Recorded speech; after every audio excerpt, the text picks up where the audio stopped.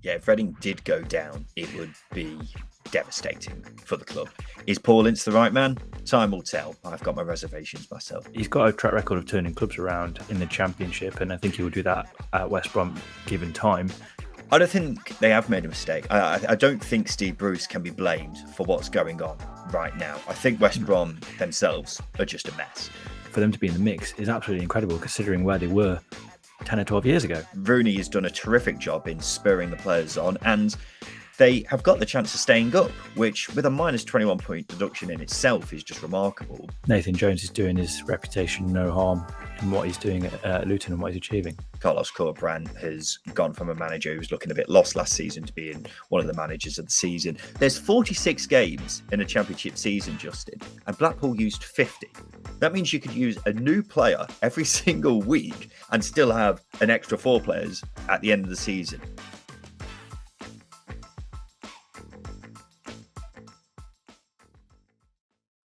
Hello and welcome back to another episode of the Stopwatch. It's the championship show with a little twist. It's 5 topics, 2-minute timer, 2 hosts, Ryan, Justin from the Secretary Podcast. Let's get right into it.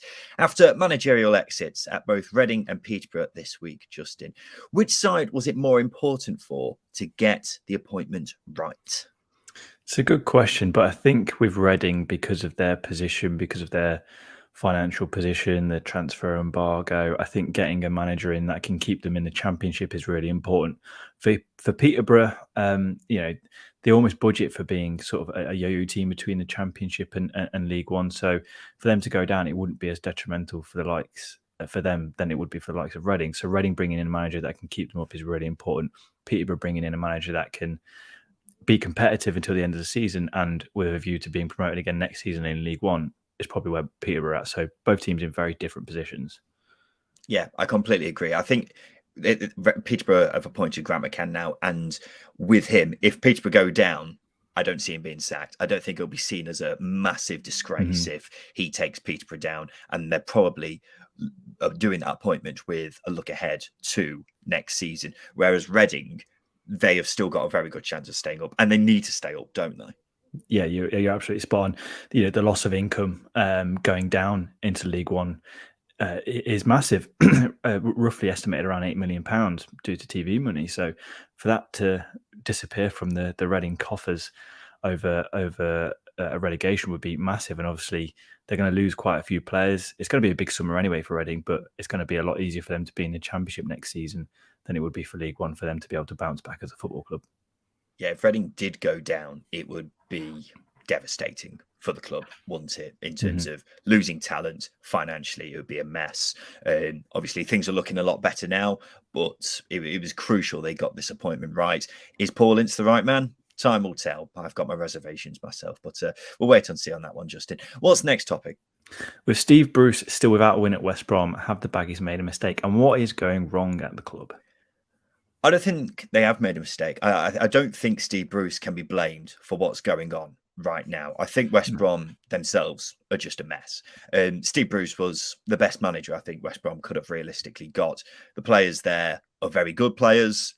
It's just something isn't right. And personally, I struggle to put my finger on what is wrong with the club. But do you agree, Justin, Steve Bruce wasn't a mistake? No, he's absolutely the right man. You look at his track record of going into clubs and turning them around. He did that at Hull. He turned them from a mid-table team into a yo-yo club from the Premier League and the Championship, which isn't a bad place to be by any means. He turned Sheffield Wednesday around. I think everyone overlooks how poor they were, and we were very optimistic about them being a playoff team under Steve Bruce before he went to Newcastle United. And obviously Aston Villa, he turned the ship round quite slowly then, and I think it'll be similar to West Brom. But he's got a track record of turning clubs around in the Championship, and I think he will do that at West Brom given time. It's just that there's been a lot of damage caused by the Ismail reign, probably more so than we thought, and that's probably what he's leaning on the side. That is essentially what's going wrong. There's a lot of damage there and a lot of scarring there from Ismail's era. Yeah, you say scarring from Ismail's era. I don't think Ismail was to blame, though. I think there was something wrong at the core of West Brom, and I can't put my finger on what that is. Whether it's just the whole squad is just completely bereft of confidence right now, whether there's something going on behind the scenes, whether the club's just not being run very well. It's all very strange. There isn't one reason in particular that I can look at and say, right, that's the reason why things aren't working out at West Brom right now. But the season seems to be over now, doesn't it? I would be amazed if West Brom actually got back into the top 6 at this point, which is incredible because 2 months ago I'd have said, yeah, they've got a good chance of getting top 2. But they've been so pitiful recently that the season is just about over for them.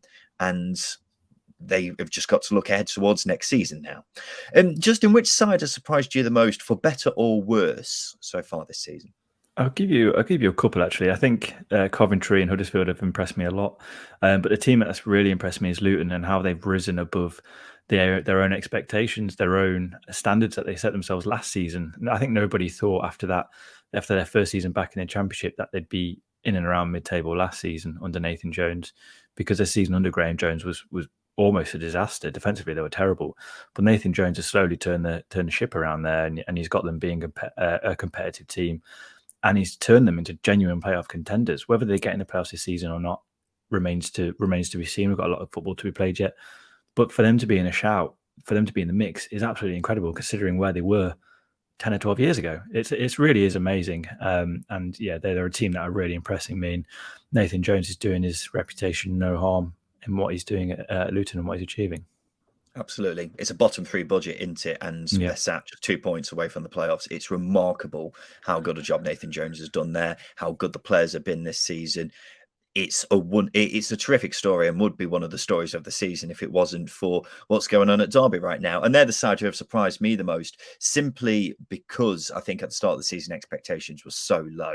Derby stayed up by the skin of their teeth last season, and heading into this season, the squad was somehow weaker than it was last season. But they've rallied together. Rooney has done a terrific job in spurring the players on, and they have got the chance of staying up, which with a minus 21 point deduction in itself is just remarkable. But I think at the start of the season, if even without the points deductions, Derby fans would have taken staying up. So to add in the 21 point deduction as well is just amazing. And at the moment, it's a bit 50-50 whether they'll stay up or not. But I think the fact that they've even had a say in the matter is just remarkable in itself. Justin, what's the next topic? Huddersfield extended their unbeaten run to 14 league games in midweek. So how do you assess their promotion chances? I think you're quite strong on them, aren't you, Justin? So how about you answer this question first? Okay, I can definitely jump on that bandwagon, because I'm away with it with Huddersfield. Not only am I completely obsessed with Carlos Corberán and his football and also his fashion sense, but is the way he's transformed Huddersfield on a budget. Again, we talk about Luton doing something incredible and Coventry, but Huddersfield don't have a big budget. And they're eking every single ounce of quality out of a team that, squad-wise, probably should be competing lower mid-table. So you've got to give Carlos Corberán credit for that, as well as the Huddersfield Town players. Their football is good. It's not just defensive football. It's exciting. It's pressing, and they have the ability to grind out results. The win at the weekend against Fulham, and the win in midweek against completely forgot already. Very annoying. Cardiff. Brilliantly put. I think Huddersfield deserve a lot of praise for how well they've done this season. Many people are expecting them to be in a relegation battle this season. So the fact they've got a very, very good chance of getting the top 6 is remarkable in itself. Carlos Corberán has gone from a manager who was looking a bit lost last season to being one of the managers of the season. I am still sceptical about them getting promoted. At the moment, I wouldn't put them in my top 6 come the end of the season. I think a big part of that is the games in hand that other teams have on them, and also teams who I just think are simply stronger in terms of depth. Huddersfield are on a remarkable run right now. I'd be surprised if it lasted for the remainder of the season. If that happens, then they would get in the top 6, but that would be pretty amazing if they did extend it for the foreseeable future. So I'd be surprised if they finished in the top 6, and then even if they do finish in the top 6, they've still got to actually deal with the playoffs themselves, haven't they? So I'd say they're slim, if I'm being completely honest, but it's still a remarkable season for Huddersfield. Finally, just in its second tier retro time, after Alexander Mitrovic made championship history in midweek, what do you think is the most ridiculous record in the second tier? I dug quite deep for this because it's very difficult to find quite niche records, but I've managed to find one, and it's Matt Smith, big target man. Matt Smith, Leeds, Bristol City, Millwall striker Matt Smith, and his goal record against Birmingham City and Nottingham Forest. It is truly, truly incredible. And as I say, he's a big target man. It's not overly prolific, but he's got a 1-in-4 ratio at Championship level, which is impressive considering he was a squad player as well. But as I say, his goal record against Birmingham, 7-in-14 against Birmingham City, and against Forest 6-in-16, which means 22% of his Championship goals have come against Birmingham City, Nottingham Forest. So I imagine both sets of fans were very, very pleased that he left for Salford in January. Yeah, it's amazing how some clubs just have a knack of scoring against the same clubs. It's very impressive. I think Lukas Jukovic has scored double the amount of goals against Derby than he has any other club. Yeah. But the stat that stands out for me, and I don't think this will ever be topped, is the number of players Blackpool used in the 2014-15 season. They used 50 players. The next highest amount ever in Championship history is 44. Think about that for a sec. There's 46 games in a Championship season, Justin, and Blackpool used 50. That means you could use a new player every single week and still have an extra 4 players at the end of the season. I mean, some of the players they had through the door at that time, they had some players who went on to be pretty good Championship players, the likes of Bright Asayas Samuel, John Lundstrom. There are some decent players in here, but then there are others who you just think, what on earth was going through your heads when you just signed all these players? You've got the likes of Jamie O'Hara, you've got Andrea Orlandi, now Ranger.